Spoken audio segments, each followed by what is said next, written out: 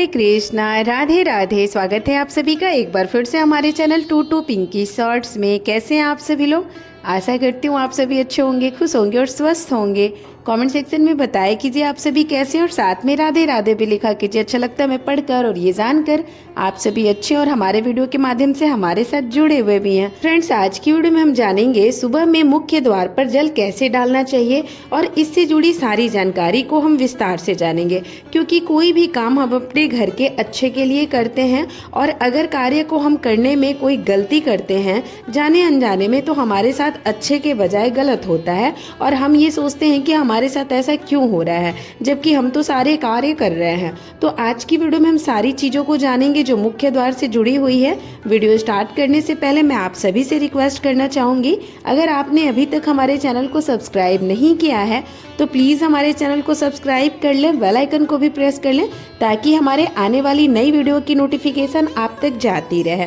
तो चलिए video start कर लेते हैं और जान लेते हैं मुख्य द्वार पर जल गिराने की सही विधि को। मुख्य द्वार पर बहुत से लोग जल गिराते हैं, जिसमें बहुत से लोग ऐसे होते हैं जो उठे और जल गिरा देते हैं। पर मुख्य द्वार पर जब भी आप जल छिड़क रहे हैं तो आपको इस बात का विशेष ध्यान रखना है कि जो जल है वो एक दिन पहले, मतलब रात को सोने से पहले एक पात्र में आपको जल भर के रख देना है। वो पात्र किसी चीज का हो, बस इस बात का ध्यान रखें कि वो साफ हो और प्लास्टिक का पात्र ना हो। जो पात्र आप लिए हो उसमें थोड़ा सा गंगा जल डालें। अगर गंगा जल नहीं है तो आप साफ जल उस पात्र में भर लें। उसके बाद जल से भरे पात्र को अपने घर की रसोई में रख दीजिए। उसके पश्चात जब आप अगले दिन उठते हो, स्नान आदि से निवृत्त होकर उस जल को आप अपने मुख्य द्वार पर छिड़क दें। ये जल सुबह उठकर सबसे पहले अपने मुख्य द्वार पर छिड़का जाता है और ये उपाय अगर सही विधि और सही तरीके से किया जाए तो हमारे घर में कैसे भी परेशानी हो, घर में क्लेश हो या आर्थिक तंगी हो या हमारे घर में किसी प्रकार का नकारात्मक ऊर्जा हो जिससे हम बहुत परेशान हैं, बहुत समय से इन परेशानियों से निकलने की कोशिश कर रहे हैं, तो ऐसे में घर की रसोई में रखा हुआ जल घर के मुख्य द्वार पर छिड़का जाता है और ये हमें सुबह जल्दी उठकर सबसे पहले करना होता है। इस जल के छिड़काव से घर की सारी परेशानियां बहुत शीघ्र समाप्त होने लगती हैं। इसे करके देखिएगा, फर्क जरूर नजर आएगा। इससे घर में ग्रहों का दोष और मन मुटाव भी दूर होने लगता है। धीरे धीरे हमारे घर में प्रेम और सुख समृद्धि भी आने लगती है। ये उपाय बहुत प्रकार की तकलीफों से मुक्ति दिलाती है, जैसे घर में हमेशा कोई ना कोई बीमार रहता हो, आर्थिक तंगी रहती हो या किसी प्रकार का ग्रह दोष हो जिससे हमें बहुत परेशानियों से जूझना पड़ता है, या घर पर पितृ दोष हो, वास्तु दोष हो। इन सभी समस्याओं और परेशानियों को समाप्त करने के लिए सुबह उठकर मुख्य द्वार पर रसोई घर में रखा जल छिड़का जाता है। ऐसा करने से घर में ग्रह दोष, पितृ दोष, वास्तु दोष धीरे धीरे समाप्त हो जाता है। आज भी कुछ ऐसे लोग हैं जिनके दिमाग में ये बातें आती रहती हैं कि किसी ने कुछ किया है या बुरी नजर लगी है उनके घर पर, तभी वो परेशान है। तो आपको बता दूं, ऐसे में किचन में रखा हुआ 1 लोटे जल का छिड़काव आप मुख्य द्वार पर सुबह उठते ही छिड़कना शुरू करें। आपकी हर परेशानी धीरे धीरे समाप्त हो जाएगी। ये उपाय घर की सभी परेशानियों से मुक्ति पाने का सबसे सरल, सबसे आसान और जल्दी लाभ देने वाला रामबाण उपाय है। ये हमारे शास्त्रों में वर्णित है। आप अपने घर की रसोई में रात को 1 लोटा जल अवश्य भरकर रखें और सुबह जल्दी उठकर इस जल से घर के मुख्य द्वार पर छिड़काव करें।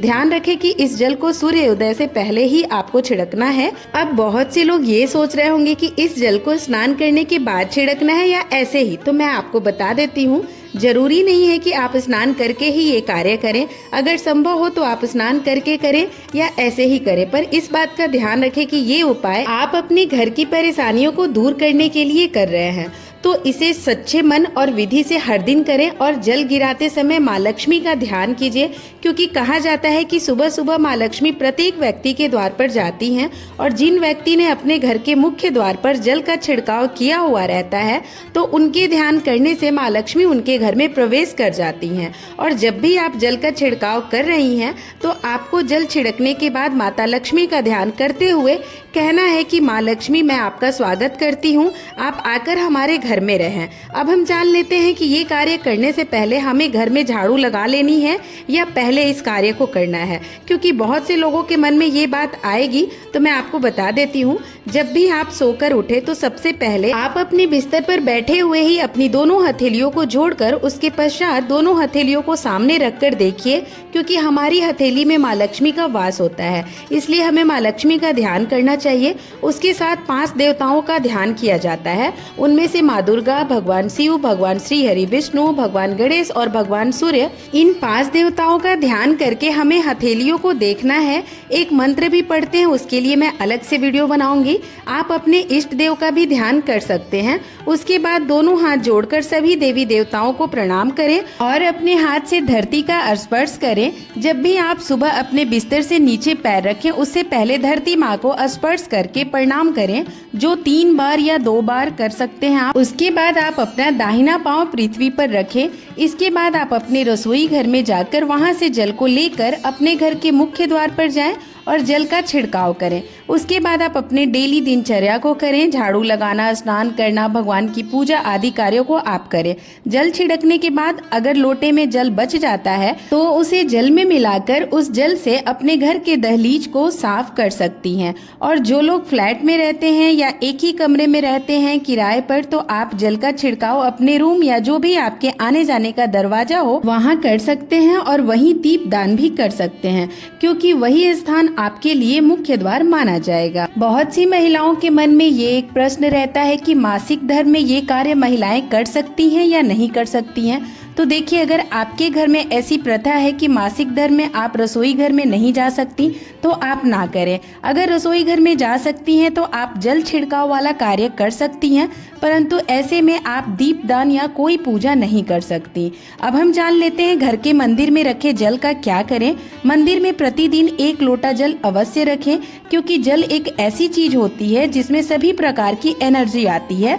जल सभी प्रकार के एनर्जी को एब्जॉर्ब कर लेता है। अब हम पूजा पाठ करते हैं, मंत्रों का जाप करते हैं या फिर भगवान के सामने प्रार्थना करते हैं, जो भी हमारे मन की कामना होती है भगवान से, तो वह उस जल में समाहित हो जाती है और वह भगवान तक पहुंच जाती है। इसलिए पूजा करने से पहले घर के मंदिर में 1 लोटा जल रखना बहुत जरूरी होता है।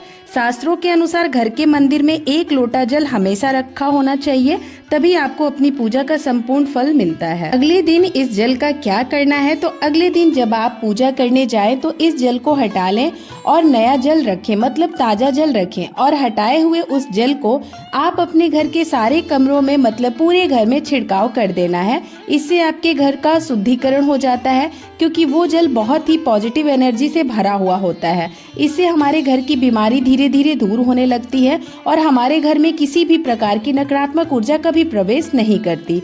अगर इस कार्य को नियमित तौर पर किया जाए तो निश्चित ही घर की सारी परेशानियां दूर होने लगती हैं। और अगर घर में किसी की तबीयत ज़्यादा खराब रहती है, वो हमेशा बीमार रहता है, तो आप मंदिर में रखा जल जब भी हटाएं तो उस व्यक्ति को पिलाएं जो बीमार रहता हो। वो धीरे धीरे ठीक होने लगेगा और बीमारियां खत्म होने लगेंगी।